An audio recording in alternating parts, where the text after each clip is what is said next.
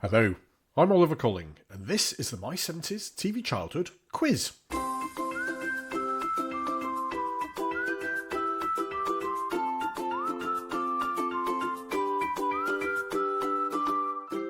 Welcome back to the My 70s TV Childhood Quiz. Or if you're joining us for the first time, then welcome. And I would ask, where have you been? This is the 68th instalment of our regular fortnightly quiz, which means we must have asked you, well over 1,000 questions over the last few years. And yet, you still keep coming back for more. We know how much many of you enjoy the quiz because you get in touch and you tell us, which is really quite nice. And because of that, we've been working on something very exciting, which will allow you to play our regular theme tune round with your friends and family at home. We've designed a playable game version of that part of our quiz, and we are getting ready to launch very soon. But to help us estimate demand, it would be really helpful if you're able to let us know if you might be interested in buying the game. All proceeds from the game will go to support the production costs of our My 70s TV Childhood podcast. And you can register your support by visiting our blog at www.my70stvchildhood.com. Thanks for all of you who've done so already. It looks like our game will become a must for nostalgic 70s kids with an interest in television, which makes that sound a bit niche, but it is a niche that so many of you listening love. If you want to get in touch about any aspects of the quiz, you can drop us an email to quiz@my70stvchildhood.com or leave a comment on one of our many social media sites. So without further ado, let's get on with today's quiz. As usual, we will have 4 rounds of 5 questions each. It is just for fun, so settle down with a pen and paper and a suitable beverage. It's water for me today, as I'm recording this early in the morning, so my gym will have to wait. Let's start with round 1. And this is a round called Viva, España, inspired by the fact we're now into May and many of us are starting to think about our summer holidays. In this round, I'm going to give you 5 TV shows shown in the 1970s, which were set in foreign countries, even if some of them were filmed in rather shaky walled British studios. Question 1. Where was Second World War drama Secret Army set? Question 2. Family drama The Sullivans. Which country was that set in? Question 3. The rather unremarkable spin-off from On the Buses, Don't Drink the Water. Which country was that set in? Question 4. The Lotus Eaters. What country was the Lotus Eaters set in? And question 5. Wartime drama Manhunt. Which country was that set in? How was that? On to round 2. And this is our regular marathon or Fil Rouge round, which asks questions based on things previously mentioned in our podcast. Now, as we have now released over 200 episodes, regular listeners may have a slight advantage, but not a huge one, I don't think. Question 1. In June 2023, we look back at We Are the Champions. Who was the original host of the show? Question 2. We paid tribute to the former Play School and Fingerbobs host Rick Jones in October 2021. What did he say was available like cornflakes during his time at the BBC Children's TV department? Question 3. In May 2025, we went back to the listings for A Day in May 1973. And one show we discussed was a cartoon featuring the villainous pirate Sam Scurvy. What was the show called featuring Sam Scurvy? Question 4. In March 2021, we looked at all things animal related, including the White Horses. Which country was that series set in? And question 5. Hong Kong Phooey featured in March 2022. What was the name of the mild-mannered janitor who turned into the superhero of the title? Halfway through already, and how are you doing so far? Next up is our famous Spin the Wheel and Name That Tune round, where I will spin our specially constructed Wheel of Fate to choose a year from the 1970s, which I will then input into our state-of-the-art AI-powered theme tune generator to select 5 theme tunes from TV shows originally first shown on UK TV during that year. Well, you'll get the hang of it. Now, before I spin the wheel, I'd like to address a couple of our more cynical listeners, or rather viewers, who've been in touch suggesting that I might be having you on about our Wheel of Fate and our AI-powered theme tune generator, as they've watched the quiz on YouTube and can't see them. I feel quite upset about that. The explanation is that the wheel and AI-powered theme tune generator aren't on our YouTube, as they are behind the camera, so can't be seen. Added to which, I'm slightly nervous about hostile foreign governments tuning in and pinching my technical secrets. So glad to clear that up. And let's spin the wheel.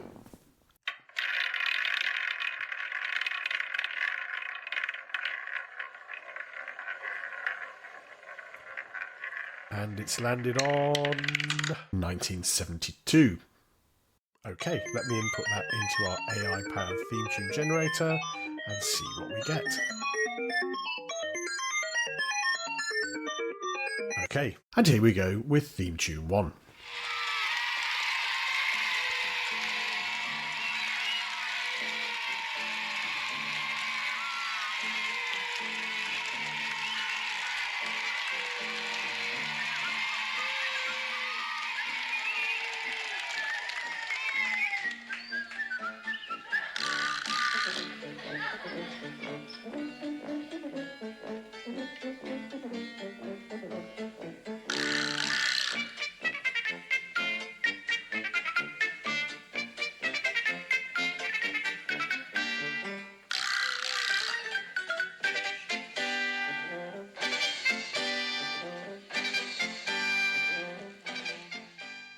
And on to theme tune 2.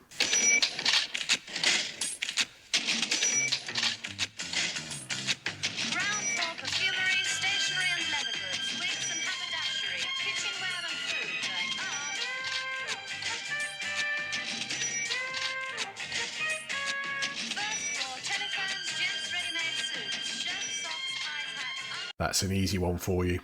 But how about theme tune 3?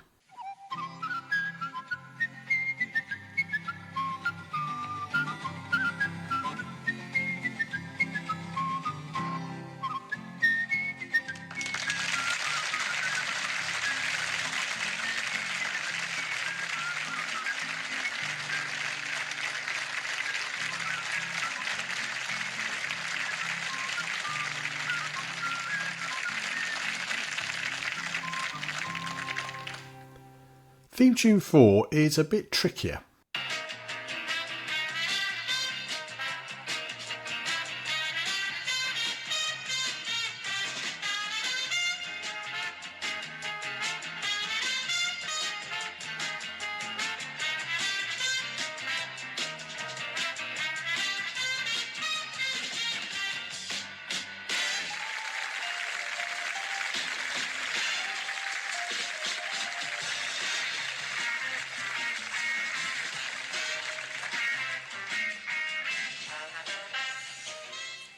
And finally, here is theme tune 5.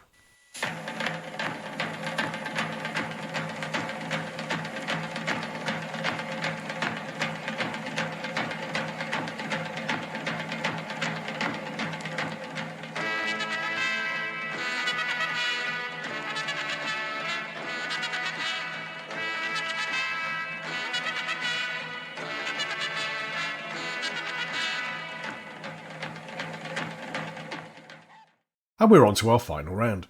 This is our TV Times round, where I can ask you anything 70s TV trivia related. Question 1. Which fictional London borough was Grange Hill set in? Question 2. Lizzie Dripping was a popular BBC children's show starring Tina Heath as a girl who meets a witch. The title comes from a Midlands term for a dreamer and teller of tales. But what was the main character's real name? Question 3. ITV produced a TV series featuring Enid Blyton's Famous Five in 1978. Who were the Famous Five? So can you name the Famous Five? Question 4. Bernard Cribbins holds the record for most appearances on the BBC storytelling show Jackanory, with 111 appearances. Who is second on the list with a still pretty impressive 69 appearances? And question 5. The Perishers, first shown in 1979, was a BBC cartoon based on a long-running newspaper cartoon series of the same name. Which newspaper did the comic strip of The Perishers appear in? And that's it. Quiz number 68 is complete. Now, before I go on to the answers, let's go back to last time's bonus question. If you remember, I asked you, including a Christmas special edition, how many episodes of the RAF National Service sitcom Get Some In were produced? Well, I must have been feeling generous because I said I'd allow you 2 either way. And the answer is 33 episodes. So well done if you got that right. This time's bonus question is this. In the famous episode of Whatever Happened to the Likely Lads called No Hiding Place, Bob and Terry desperately try and avoid finding out the score from an England football match in Bulgaria.